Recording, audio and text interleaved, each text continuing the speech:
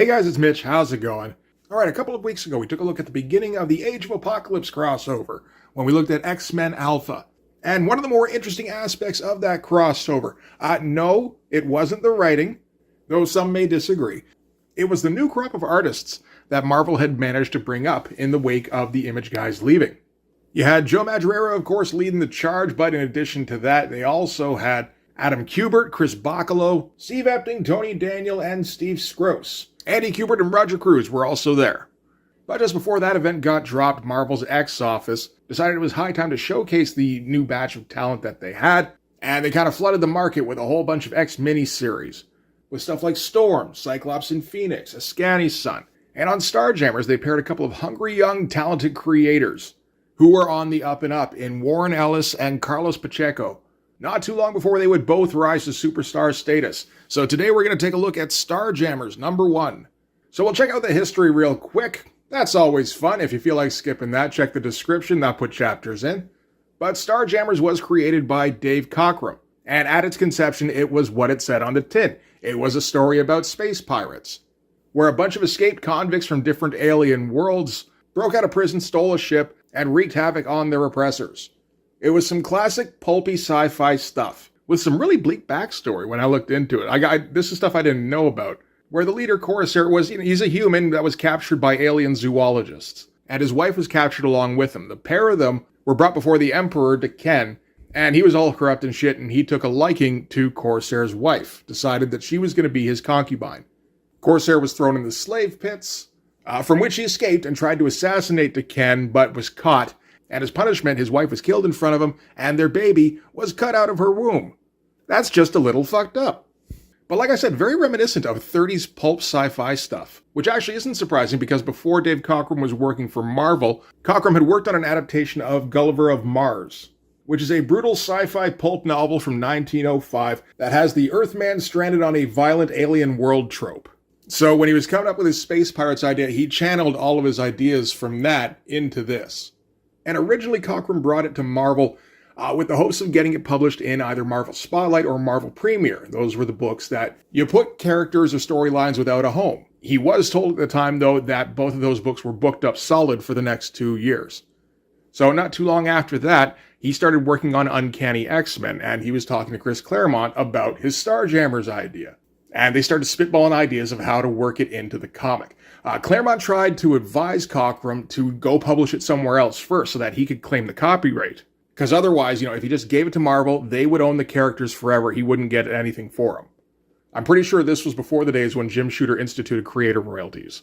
But Cockrum was too stoked to finally work on these characters that he'd been sitting on for a few years.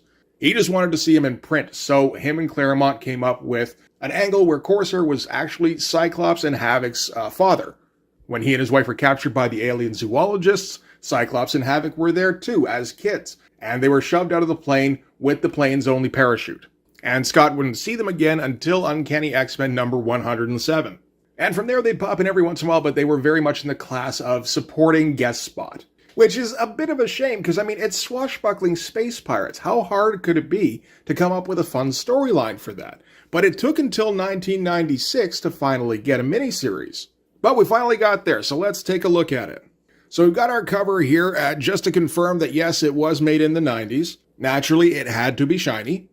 We've got a pretty great cover here, honestly. Very dynamic. We get our low angle with all of our main characters here. They're a little bit updated from the last time we would have seen them, which I guess probably would have been in the last time I saw them was in Uncanny X-Men #277. They had showed up a few times since then. And technically, in Uncanny 277, that wasn't the Starjammers anyway, but let's not get into that. But yeah, anyway, Carlos Pacheco giving them some updated costumes that look pretty nice. And of course, fit a more 90s aesthetic. Okay, so we're going to kick things off in an alien star system.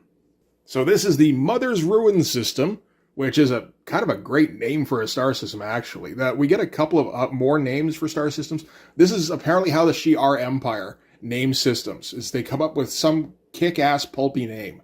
So a Shi'ar warship has shown up, and apparently they've got a quarry. And Carlos Pacheco giving us some crazy cosmic vistas to start off with. That's a pretty impressive splash page. Maybe not quite as detailed as in the Jim Lee, Whilce Portacio Uncanny days, but still as impressive, I think. Around this time, Carlos Pacheco was starting to really make a name for himself. He got in a 3-issue stint on The Flash that people liked, he got the Bishop miniseries, and he was also drawing the X-Universe books for the forthcoming Age of Apocalypse crossover. Like, we'll flip the page here and we can see that Pacheco has a very slick style, and I think Marvel was really starting to realize exactly what they had in him at this time. It would still be a few years before he would draw the story that I first saw him on, which was Avengers Forever. I think probably a few people first saw him on that one. And his style isn't quite at that professional level in this. It's still a little bit rougher around the edges, but it is still extremely slick. When I was looking at what Carlos Pacheco's influences are, I mean, like, if you wanted to build what I would consider a perfect artist, I don't know if you could do much better than the guys Carlos Pacheco was looking at directly, which were Alan Davis, John Buscema, Neil Adams, and Jose Luis Garcia Lopez. You know, if I'd asked Pacheco what his influences are, and those are what he'd said, I would probably just blink for a second and gone, correct, okay, well done. We should also mention the writer on this, Warren Ellis, who was not really a big name at the time. He was writing Excalibur when this was coming out. He was working at the Marvel UK line before that, and while he was starting to churn out some good scripts, like, he hadn't really gotten any kind of recognition just yet. That would change soon. So we're on board the Shi'ar warship here, and yeah, they're hunting for some kind of renegade ship. I wonder who in the Marvel Universe might run a renegade ship that the Shi'ar would want to hunt down. They're doing scans of the star system in question here. They can't find any trace of the ship, although they do know that the ship came to this system. So they're hiding somewhere in the system. There's just no way to find them. So the commander's tactic is going to be to blanket the system in mines. His officers point out that Mother's Ruin is on 5 commercial shipping routes and civilian operations take place there. But the commander isn't particularly interested in that at this point, because the renegade ship is carrying Kree refugees. So I guess the Kree Empire has been defeated recently by the Shi'ar Empire, and its inhabitants have been imprisoned. And so yeah, 50 refugees from the Kree Empire are being smuggled out. And that does not sit well with our Shi'ar commander. So from there, we're going to cut to the bridge of the Starjammer, who are in the system and are watching the Shi'ar ship, and currently have their systems on silent running so as not to get detected. We get a quick check-in with everybody. Corsair just kind of runs everything smoothly. We get Raza here, who's doing a light scan of the Shi'ar ship, being careful not to alert them. We got Hepzibah, who's manning the weapons station and is just kind of itching to let loose a salvo of something. But Corsair won't let her just yet. And we got Chode, who's monitoring the shields. You know, if you're not super familiar with the Starjammers at this point, as honestly, if I had picked this up back in the day, I probably wouldn't have been. But you get the impression pretty quick that this is a very effective team who have been working together for a long time, except maybe for this new guy here. This is Kia, and he seems to be their navigator. I'm not familiar with him. I don't believe he was part of the original Starjammers pitch, but somewhere along the line he got added on, just from the fact that he gets named last here and gets his own introduction on a different page makes me think that he might be a new addition as of this issue.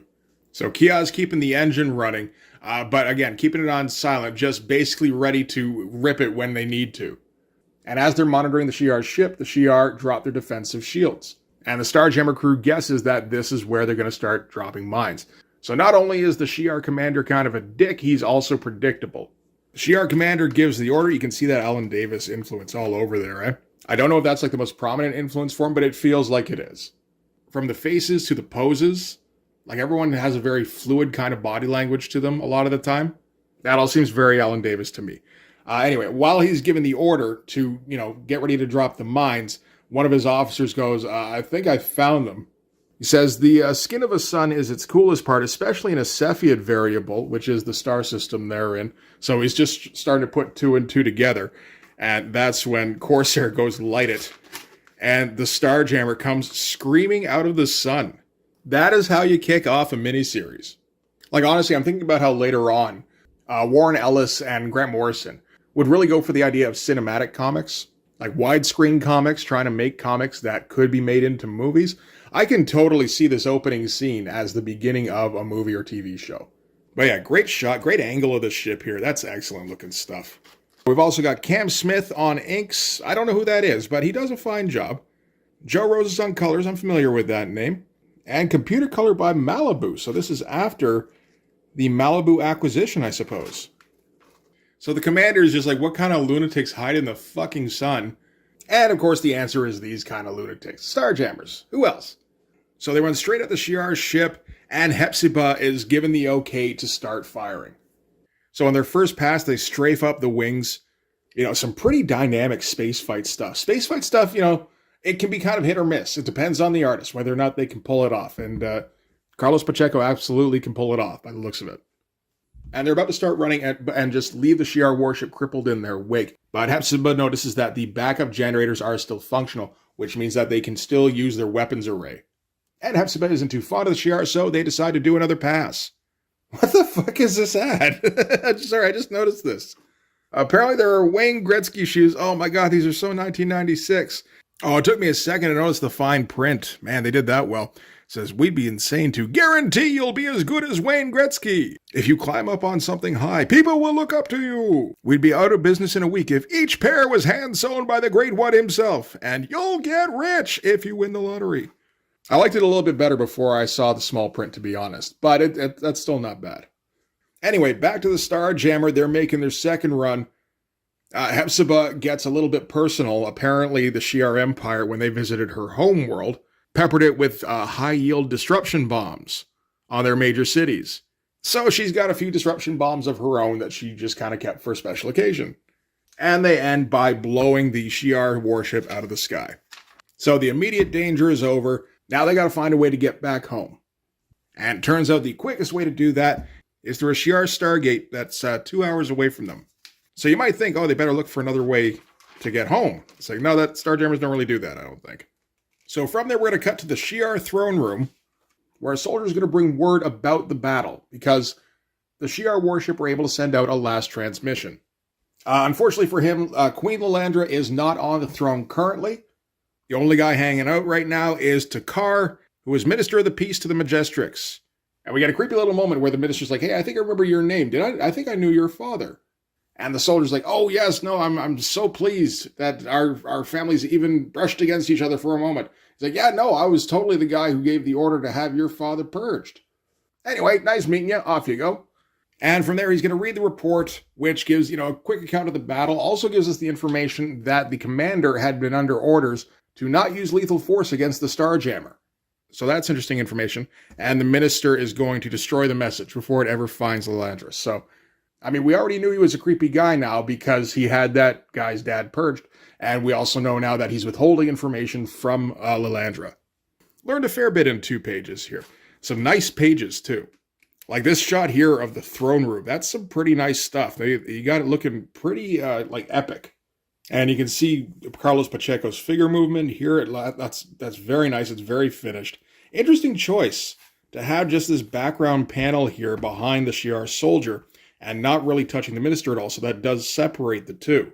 I kind of like that. That's an interesting technique. Apparently when Carlos Pacheco was learning about how to make comics, he was studying directly under John Buscema. And Buscema was the one who was advising him on how to lay out pages and panels in interesting ways. So I don't know if that's something he picked up from him, but it's a nice little trick. Okay, from here, we're going to cut then to Lilandra, who's being shown a star system by her advisors. We saw the system Mother's Ruin earlier. This is Ardent Spring. And the planet in question that they're looking at used to be teeming with life, but now all life on the planet has been expunged. And they're trying to figure out why and who it could have been. So they start going through who the usual suspects might be. They go through the Phalanx, who I guess would have been recently introduced in the Phalanx Covenant, probably. But they figure it can't be them because they're in the process of consolidating their long chain of an empire. Figure it can't be the Skrulls because they're an exhausted force right now. It won't be the Kree Empire because that's under Shi'ar control now. And there is a Kree resistance, but they don't have the resources for this kind of wide-scale destruction. The only other real force in the galaxy, I suppose, would be the anarchist worlds loosely affiliated as the Clench. But they say it wouldn't be them either because they're maintaining political neutrality. Whereas if they had destroyed this planet, they would be declaring war on the Shi'ar. So they're left with the unpleasant conclusion that this is a previously unknown enemy. So whoever this race is, they don't know what they're after. All they really know is that they have the capability to wipe out all life on a planet. That's a little bit of terrifying information. Okay, so back to the Starjammer here. They're approaching the Shi'ar Gate, which of course is guarded by a defensive system. So they can't just kind of glide through. They're currently traveling at like an equivalent of warp speed. Corsair's like, why don't we hit the gate at warp speed? And Kia's like, yeah, that sounds like a great idea, except it would rip us to pieces because we're at different frequencies. We go in at regular speed, we get through the gate fine. We try going through at warp, we're not modulated correctly, we just get demolished as soon as we hit the gate. So the plan instead is to warp right up to the gate until they're within 1,000 miles, and then go in at regular speed. But at that point, they're close enough that the batteries can't target them before they can breach the gate. The only downside is that it feels like your head's about to fall off when you drop out of warp immediately. But they are able to make it through fine, and now they're back in the clench. They're back amongst, the neutral worlds, so they don't have to worry about getting caught by the Shi'ar for the moment.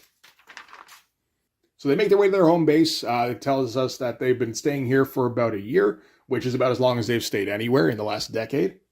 And all their refugees are in one piece. They probably all feel like shit from dropping out of warp out of nowhere, but they're not dead, and that's about as much as they could hope for. And we hear a little bit about the unpleasant side of the Shi'ar Empire. Because I feel like for the most part up until now, the Shi'ar Empire has usually been played as largely benevolent, at least under the leadership of Lilandra, when she isn't being mind controlled by somebody. And it seems like they've been expanding their empire by making alliances with other empires, but in this miniseries it sounds a lot more like a large corporation cannibalizing a failing smaller corporation.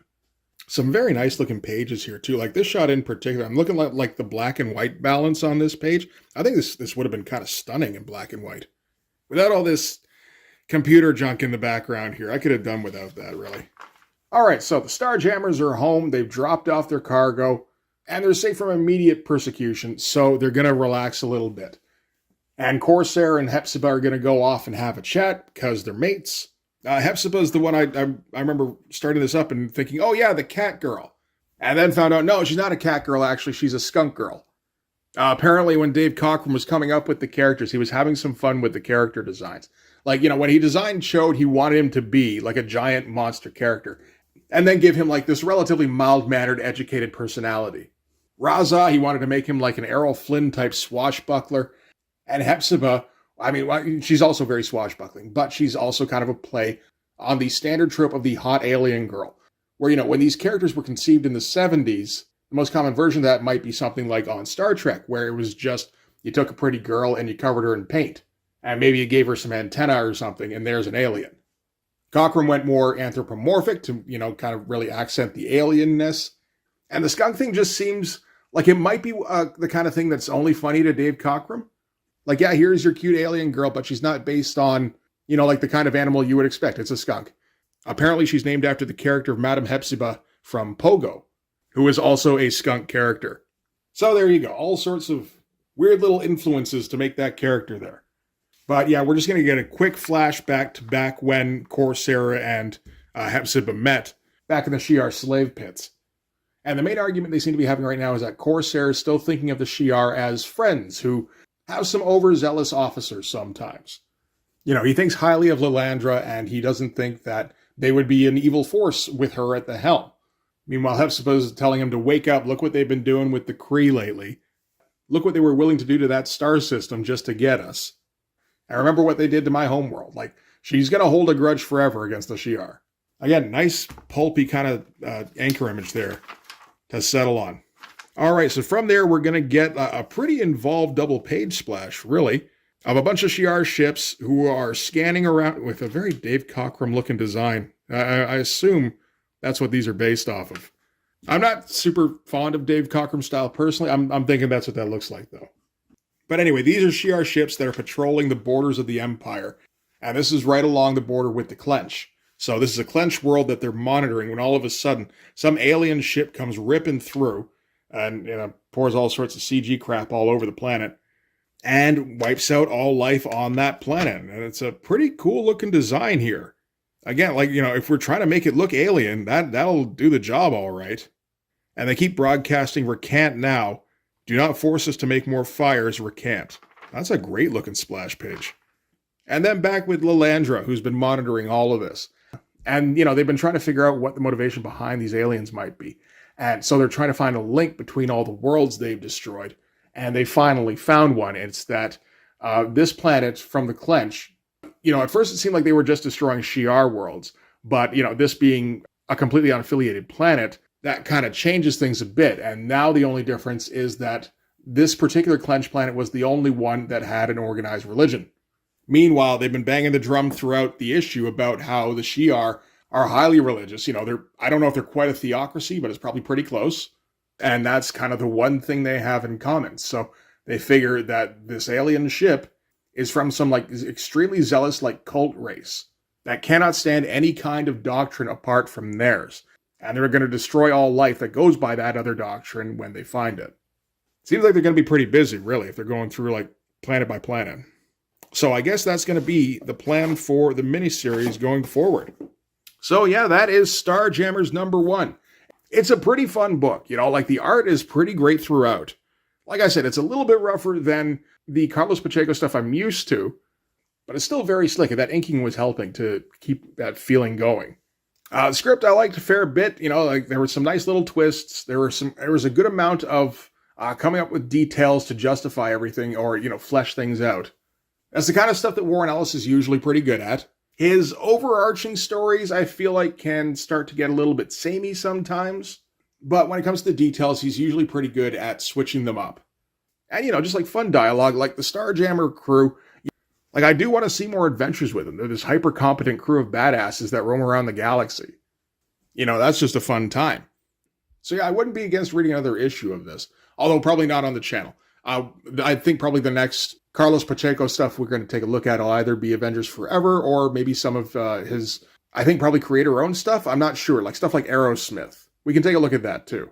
Let me know which one you want to see first. For this one anyway, though, that is going to do it. So thanks very much for watching, guys. Don't forget to hit like on your way out. Hit subscribe as well if you haven't already.